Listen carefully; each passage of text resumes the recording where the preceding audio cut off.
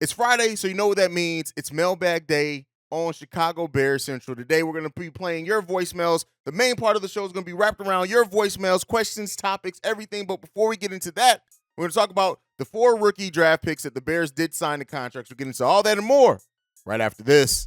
You are now tuned in to Chicago Bears Central, your number one place for all Chicago Bears news and content.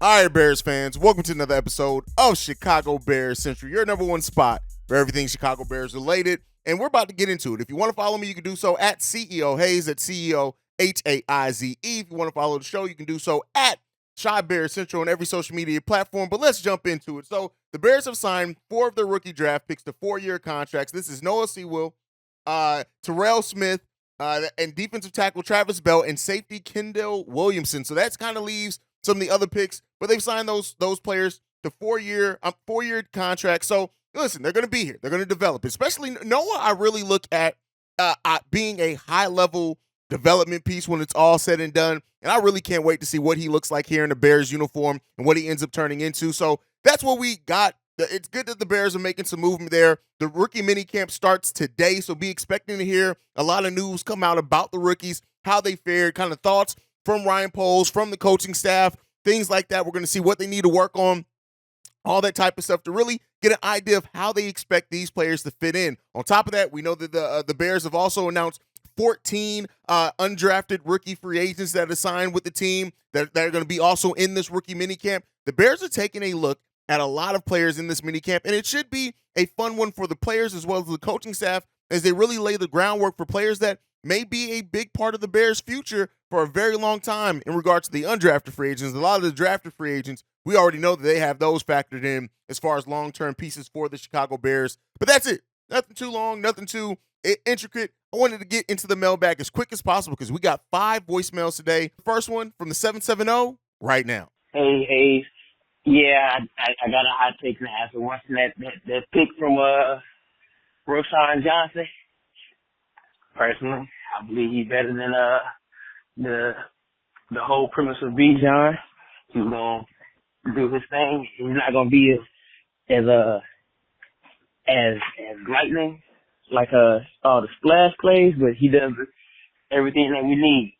Expecting him to be the starting back by the end of the season. Herbert, once again, I'm telling you, he out of there. And the one thing I think people tend to forget about the defense, if you run a 4-3, you don't need all these premium edge rushes. It looks nice, sounds nice, but the penetration through the middle, Paul, is what we need the most. That's what we need to keep focusing on. That's why we didn't get another edge rusher. We got 2 deep tackles. So we got to keep in mind that penetration through the middle is what we need to focus on. And the more and more we have that, we can continuously sub out players. There's no tiredness in the players. The engine going to run hot. And Trevor Gibson, Dominique Robinson, DeMarcus Walker, all of them should be eating real soon on all of those quarterbacks. So watch the magic work. But yeah, Roschon Johnson, definitely the guy. Bear down. All right, Roschon Johnson starting by the end of the season. Here's what I'll say. I think that I'm not going to say for sure that he's going to be starting. I do think that he is going to get a nice number of snaps by the end of the season. I think that he is going to play a lot. I think he's going to give every opportunity to. And like I said before, God forbid anyone have to sit down with injury or anything like that, because if that happens, I think they may be shocked that maybe Roschon Johnson's maybe to run with. Now, while I don't expect, I think his development is going to be much like Khalil Herbert. I'm not saying he's going to be the running back 1 by the end of the season, but I do think that's going to be in his future as a Chicago Bear. He will eventually be the running back 1. That's firmly what I think. I think they're going to bring him along slowly. They're going to use him as a 2-prong attack, maybe even 3-prong attack. But I do think that, as I've said before, Dante Foreman, hey, listen. Hey, it is what it is. You're on a 1-year deal. If Roschon Johnson really does shine like we think that he may, I think may be a little bit difficult for him to get a lot of snaps. Now, for the second part of your voicemail, the defensive line penetration through the middle, pause. But with that said, I think, and that's why the 3-tech is such an important piece of the of Matt Eberflus's system, right? What did we hear even last year? I think it's telling that last year in a season where Ryan Poles wasn't trying to hand out a lot of big money, the one position that he did give a big contract to was the 3-tech with Larry Ogunjobi. It ended up not working out, but that's how important it is to Matt Eberflus's system. And they got that, right? They may have gotten 2 of them with Zach Pickens and Javon Dexter, and I think that is highly important. Now, we want to see them develop as pass rushers, absolutely, but I do think that with more pressure through the middle, as you pointed out, our edges is going to have a little bit of an easier time. I still expect us to maybe go out and get a veteran edge if we can sign one for the right price, but you're spot on. The 3-tech is the most important role in the offense when it comes, in the defensive line when it comes to Matt Eberflus's system. It just is. And so that's why we saw them go out and get 2 of them. That's why we saw them try to sign one last season as well. They know how important that is for the Chicago Bears, and I can't wait to see how that defensive line kind of shapes up and grows, probably even more than what some people are thinking and giving credit for. All right, let's get into this next voicemail. This one's from Joe the Shadow. Black man. Yo, Hayes. Joe the Shadow. Been checking y'all out, man. This is probably the hands down best Chicago Bear information source that I've stumbled across, and I'm so glad I did because I had to subscribe. I had to get all the info. You and the fellas, y'all are hilarious, and I just want to wish y'all the best. Y'all got it. I love the whole program. I love everybody about it and everybody doing their thing and entertaining as hell. Now, let me jump into what I really called for. The UDFAs, there's some intriguing cats up in there, and I didn't get as much information on some of them that I was trying to find it. Some of them, but most of them are like wide receivers and tight ends. The ones that I'm really big on, and I want to know how you feel about them, if you got any information on them, that Tyreek Pitts, I'm probably screwing up everybody's name, but Tyreek Pitts, Aaron Cruikshank, who was the edge, Jalen Harris. I need to get some more information on him because he looked like he might be something. Sammy Wheeler, he's a tight end, but I'm kind of interested in that dude. See if you can get something on him. And Todd Simmons, another wide receiver. And another dude that I think somebody probably should keep an eye on this cat, Jaden Blue. I think he's from, where is he from? Memphis or something like that. But those are just some of the cats that I've been trying to get some more information on, and it's very intriguing because I see talent there. And I'm trying to figure out how did they slip through the cracks. One more again, man. Hayes, you and the whole crew, love y'all show. Keep doing what you're doing. Bear down, and I'm going to holler at y'all later. First of all, I want to thank you for just giving us the love, man, and saying that we are your favorite spot for Bears news. That's what we aim to be. I say it at the top of every daily episode. Your number one spot for everything Chicago Bears related, and I mean that. When we came and brought this channel together, we wanted to be the voice of the fans. We didn't want to give that stuffy kind of commentary that's too dressed up. Like, yeah, we make some mistakes here. Yeah, we may quote some things wrong, but we'll always come back and be like, hey, we got that a little bit wrong. But at the end of the day, it's this, right? And not quote some things wrong, get some stats wrong sometimes. But at the end of the day, we're all Bears fans, first and foremost. I've never been a fan of another NFL team. I've had teams where I've liked them, been like, hey, that's a damn good team. But as far as my fandom, it's always been rooted in the Chicago Bears in my 36 years on this planet. Don't have my lights on today. What's happening here? It's not even a real episode if the lights aren't on. But so yeah, we thank you, and that means the world to us. And I speak for C-Dub, speak for Bobby, speak for Steve-O, because that's what we want this channel to be. There are a lot of technical channels. There are a lot of great Chicago Bears channels, but I think the personality that we have here, the mix that we have here, the humor that we bring as well, not afraid to just get a little silly at times and just have some fun. That's really what this channel is built off of, and we wanted to feel like when you're talking to your friends about football. But as far as your questions, as far as the undrafted rookies and kind of the things there, Tyreek Pitts, definitely, I think more in special teams. I think a lot of these are going to be special teams more than anything first. But I'm going to go to one that you mentioned first. The one that I do know the most about is Jalen Harris, and here's what I'll tell you on this. Jalen Harris is going to have every opportunity to make this team, and he very well may push some of the edges that we already have. Now, he may eventually be moved to the practice squad, so do not be surprised if you eventually see that, right? I wouldn't be surprised at that at all. But if it comes down to it, I do think that in this first year, even if he does end up on the practice squad, they're going to try and they're going to develop him. That dude is a monster. And that's a lot of what we got, even in the undrafted free agent market. Undrafted rookie market. What we got in a lot of those players are players that they understand their role, right? They have a clear path onto what they could potentially bring to this team. And I look at Cruikshank and I look at Pitts as well as being two wide receivers that may not push any of the wide receivers that we have, even on the back end of the rotation, out right now, but they're going to get every opportunity to take a look at them, especially in these rookie mini camps. But don't be surprised if Jalen Harris sticks around and you see him maybe on the practice squad and then on the actual roster next season. All right, let's get into this next voicemail. This one's from the 773. Easy money. This draft was one of the best drafts that I've seen in Chicago in a long time. And I'll tell you why.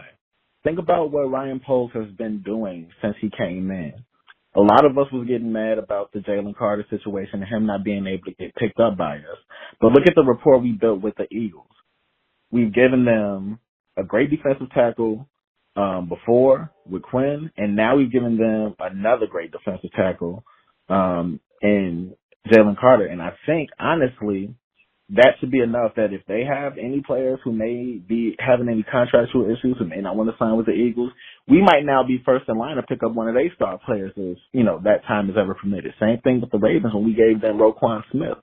So I love everything that he's done in this draft. I love the rapport that he's building as a new GM. I think Ryan Poles is one of the best GMs, coming up. And honestly, I think that we are in prime position to be a championship team within the next 3-4 years, if not sooner. Who knows? All right, one of the best drafts in Chicago ever. And I'll say it's one of the most thorough, right? I would have to go through every draft of like the last handful of years to really be able to say if it's the best overall. And really, it's hard to say that right now. The stories of the draft are always told in hindsight, right? If you really look at it, it's always told in hindsight when it comes to the NFL draft because it really just comes down to how do these players develop, right? Yes, on paper, we did damn good. And if these players develop and they turn into starters like a lot of us think that they will, it's going to be even better in the long run. We got great value at what we drafted, and we got a lot of positions that high-level athletes, smart football players, players that fit the system, players that fit needs. We did amazing in this draft. Now, as far as what you said with the trade relationship with the Eagles, I don't know if the Robert Quinn thing worked out for them the way that they thought. Didn't even play for them. I don't think in the Super Bowl, didn't take a single snap. So I don't know if maybe we build up as much cachet with that one. But it's all about relationships in the NFL. And Ryan Poles has built relationships through his trade deals that are undeniable. And so I don't know if we'll be first in line of one of their disgruntled superstars or something come available, but now there is a trade relationship there from Ryan Poles' time here. And, if a deal and a player that fits what Ryan Poles needs becomes available and he hears that through the back channels, there's already that rapport. There's that relationship. And that's what you want in the NFL and a GM that can navigate those relationships because that's as important in the job as anything else. And so Ryan Poles has done an amazing job at that, and I expect him to continue to do that in his tenure here with the Chicago Bears. All right, let's get into this next voicemail. This one's from Booker. Hey, yo, what up, Hayes? This is King Booker World. Just giving you a call, man, to just say about the draft. I liked a lot of what they did, a lot of the moves, a lot of depth pieces, a lot of weapons for Justin Fields, so I think, he going to show out this year. I just find that it's kind of funny that how a lot of folks, when it comes to the Javon Dexter, they talking about his production, but fail to mention that him and Carter pretty much almost had the same stats, but you know what I'm saying? I mean, that would defeat the narrative. Anything Chicago do is with a question mark. Also, there was some fool, I don't know who it was, who was giving draft grades and gave the Bears a D-, man. I wish I knew who it was so I can contact him personally so I can let him know that I got his D hanging low. All right, I just want to send a salute to the boys. Y'all have a good day, and I'll talk to you soon. Bear down, Chicago up, baby. Great point on the production. I've seen some people that have combated that since it recently. Yeah, people like to point out to Javon Dexter's lack of, the eye-popping production numbers. But the same thing was said about Jalen Carter. At the start of this whole draft process, before we knew where the Bears were going to select and things like that, when I was covering Jalen Carter, there were a lot of Bears fans in the comments that, well, how can he be generational? He only did this. Look at those numbers. It is. But now that the Bears passed on him and then got a guy with similar numbers in still a really good conference in collegiate football, now that becomes a bigger part of the narrative. Like you said, I'm not for Bears fans themselves. Let's say they're within the narrative here. A lot of Bears fans, and we have to realize this is across football, don't know the ins and outs of college football. There are so many teams, so many different conferences, so many everything that, and it's also hard because not every team is facing NFL level competition at the collegiate level. But at the end of the day, like, we got a hell of a player in Javon Dexter, and yes, he doesn't have projectedly the ceiling of a Jalen Carter, but I do think we need to also realize that, hey, it's not always just about the ceiling. Not all potential is realized. And because of that, Javon Dexter, with the motor that he has, the way that he works, that work ethic, the fact that we don't have to worry about that part of it, he's more than likely going to be maybe not a monster as far as like a every year Pro Bowl or something like that. He could still turn into that. That's the draft. Everybody has the potential to be that. And you can never really progress how potential is going to work out for every single player. So, yeah, the narrative doesn't fit. There are going to be some Bears fans that as soon as the Bears didn't draft who they wanted, no matter who was at that spot, we're going to break it down. The national media is going to pick their guys. And until the players show up themselves in the NFL, it's always going to be that question mark around them. And the Bears are always going to be linked to Jalen Carter now because they traded that pick. And as he progresses over his career, unless Darnell Wright, and I would say this, even if Darnell Wright doesn't turn out to like some year in and out Pro Bowler, if Javon Dexter does, we still made the right decision. And if both of them do, we're good. All right, let's get into the last voicemail for today. This one's from Rory. What's up, Hayes? What's up, my man? This is your boy Rory, man, calling in. Hey, man, got a question for you, Hayes, as always. Hey, man, honestly, who do you think is on a hot seat? You know what I'm saying? Because with like all these acquisitions that Poles has made, you know what I'm saying, we got a lot of weapons to work with now. You know what I'm saying? The offensive line is definitely better with the addition of Darnell Wright. You know what I'm saying? So that right side is sold up. You know what I'm saying? So I think we got a pretty, solid, offensive core. I don't think Cody Whitehair really, he said, he was a Pro Bowler, you know what I'm saying, when he did move to center. But I think he's a little bit wear and tear on Cody. So I think we can upgrade definitely in that area. But as far as like, do you think Roschon Jones on a hot seat, Treston Ebner, he's definitely on a hot seat. I don't think Mooney's on a hot seat. I mean, 'cause I think now it's like, this year is like really like show and prove, man. It's like, 'cause everybody's fighting for, for a position. You know what I'm saying? With these new rookies coming in, Scott, you know what I'm saying? So if they did get rid of like Claypool or Mooney, you still got Scott there. You know what I'm saying? So I think the receiver's gonna be balling out, man. You know what I'm saying?